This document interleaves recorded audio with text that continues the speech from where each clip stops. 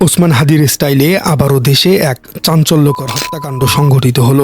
দর্শক, সত্যিই শুনেছেন, ভর দুপুর বেলা চারদিকে মানুষের স্বাভাবিক আনাগোনা, আর ঠিক সেই মুহূর্তেই হেলমেট পরা দুই রহস্যময় বাইকের আগমন।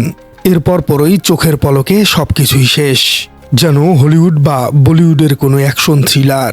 কিন্তু না, এটি কোনো সিনেমার গল্প নয়, এটি আমাদের বাস্তব জীবনের, আমাদের চেনা শহরের একদম টাটকা ঘটনা। আজকের এই এক্সক্লুসিভ বিশ্লেষণে আপনাদের সবাইকে স্বাগত জানাচ্ছি।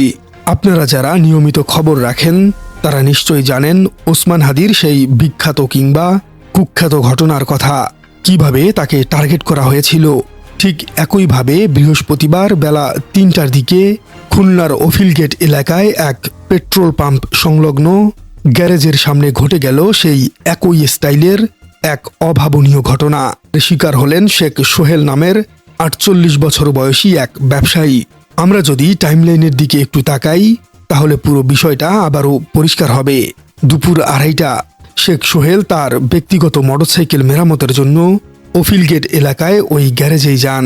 সবকিছুই স্বাভাবিক ছিল, কিন্তু তিনি হয়তো ঘুণাক্ষরেও টের পাননি যে এর প্রতিটা পদক্ষেপ কেউ না কেউ খুব নিখুঁতভাবে ফলো করছিলেন। সময় গড়িয়ে দুপুর ৩:০৫। হঠাৎ করেই সেখানে উদয় হয় একটি মোটরসাইকেল। বাইকে বসে থাকা দুই যুবকের মাথাতেই ছিল হেলমেট, যাতে সিসিটিভি ক্যামেরা বা প্রত্যক্ষদর্শীরা তাদের চিনতে না পারে। এরপর যা ঘটল তা কেবল চরম প্রফেশনালদের পক্ষেই সম্ভব। কিছু বুঝে ওঠার আগেই বাইকের পেছনে বসা যুবকটি শেখ সোহেলের মাথা লক্ষ্য করে তার হাতের বিশেষ আগ্নেয়াস্ত্র থেকে ৪ থেকে ৫ রাউন্ড অনাকাঙ্ক্ষিত ফায়ার করে। এই চরম আঘাতের ফলে ঘটনাস্থলেই শেখ সোহেলের জীবনের আলো নিভে যায়। দর্শক, একটু ঠান্ডা মাথায় ভেবে দেখুন, প্রকাশ্য দিবালোকে একটি ব্যস্ত গ্যারেজের সামনে এমন একটি অপারেশন চালানো কিন্তু কোনো সাধারণ ছিচকে অপরাধীর কাজ নয়। এর জন্য দরকার দিনের পর দিন রেকি করা, টার্গেট মুভমেন্ট সম্পর্কে নিখুঁত তথ্য রাখা এবং অত্যন্ত ঠান্ডা মাথায় কাজ হাসিল করার নিরাপদ টেকনিক। বাইক না থামিয়ে চোখের নিমিষে কাজ শেষ করে পালিয়ে যাওয়ার এই যে ধরনটা, এটাই কিন্তু আমাদের সেই ওসমান হাদির স্টাইলের কথা বারবার মনে করিয়ে দিচ্ছে। শুটার পেছনে বসেছিল, তার মানে চালক ছিল অত্যন্ত দক্ষ। সে যে কোনো পরিস্থিতিতে বাইক কন্ট্রোল করতে পারে। এরা আসলে কারা? এদের পেছনে কাদের ইন্ধন রয়েছে? এখন প্রশ্ন হলো, শেখ সোহেলকে কেন এভাবে চিরতরে সরিয়ে দেওয়া হলো? এর উত্তর খুঁজতে গিয়ে আমাদের তাকাতে হবে তার ব্যাকগ্রাউন্ডের দিকে। খানজাহান আলী থানার ওসি হাওলাদার সানোয়ান হোসাইন মাসুম একটি সাক্ষাৎকার দিয়েছেন। তিনি বলেছেন, শেখ সোহেল মূলত মাছের ঘের এবং ইন্টারনেট ব্যবসার সাথে যুক্ত ছিলেন। আপনারা যারা খুলনার ওই দিকের খবরাখবর রাখেন তারা খুব ভালো করে জানেন যে মাছের ঘের এবং এলাকা ভিত্তিক ডিশ বা ব্রডব্যান্ড ব্যবসা, এই দুই খাত কতটা লাভজনক এবং একই সাথে ঝুঁকিপূর্ণ। এখানে আধিপত্য বিস্তার নিয়ে বছরের পর বছর ধরে নীরব যুদ্ধ চলে আসছে। সবচেয়ে বড় যে টুইস্ট এখানে রয়েছে তা হলো, নিহত সোহেলের বিরুদ্ধে ইতিমধ্যেই দুটি চরম পরিণতির এবং একটি মারামারির মামলা চলমান ছিল। এই তথ্যটি পুরো ঘটনার মোড়কে ঘুরিয়ে দিয়েছে। এর মানে হলো, শেখ সোহেল নিজেও এই অন্ধকার জগতের খুব একটা অপরিচিত মুখ ছিলেন না। হয়তো পুরনো কোনো শত্রুতা, ঘেরের দখলদারিত্ব নিয়ে কোনো বিশাল অঙ্কের টাকার হিসাব নিকাশ, অথবা অন্য কোনো বিষয় নিয়েই এই অপারেশন চালানো হয়েছে। এটি একটি ছক কষা এবং প্রি প্ল্যান্ড কাজ। দর্শক, আপনারা হয়তো ভাবছেন খুলনার পরিস্থিতি কি শুধুই এই একটি ঘটনার মধ্যেই সীমাবদ্ধ? উত্তর হলো না, পরিস্থিতি আরও গভীর, আরও ঘোলাটে। একই নগরীতে আরেকজন হাই প্রোফাইল ব্যবসায়ীর নিখোঁজ হওয়ার ঘটনা ঘটেছে, যা পুরো শহরবাসীর উদ্বেগ আরও বহুগুণে বাড়িয়ে দিয়েছে। গত ২১ ফেব্রুয়ারি থেকে কাজী নিজামুদ্দিন সুজন নামের ৩৫ বছর একজন ব্যবসায়ী সম্পূর্ণ নিখোঁজ। ঘটনাটি শুনলে আপনার গায়ে কাঁটা দিবে। রমজান মাস চলছে। গত ২১শে ফেব্রুয়ারি সন্ধ্যা ৭:৫৬ কাজী নিজামুদ্দিন সুজন পুলিশ লাইন্স মসজিদে তারাবির নামাজ আদায় করতে যান। নামাজ শেষে আনুমানিক রাত ৮:৩০টার দিকে তিনি মসজিদ থেকে বের হন। এরপর তিনি যেন শূন্যে মিলিয়ে গেলেন। তার পরিবার গত বুধবার দুপুরে খুলনার প্রেস ক্লাবে তার সন্ধানের দাবিতে সংবাদ সম্মেলন করেছেন। সবচেয়ে ইন্টারেস্টিং ব্যাপার কি জানেন? এই সুজন কিন্তু সাধারণ কেউ নন। তিনি খুলনা মহানগরী আওয়ামী লীগের সাবেক সাধারণ সম্পাদক এবং সাবেক সংসদ সদস্য মিজানুর রহমান মিজানের জামাতা।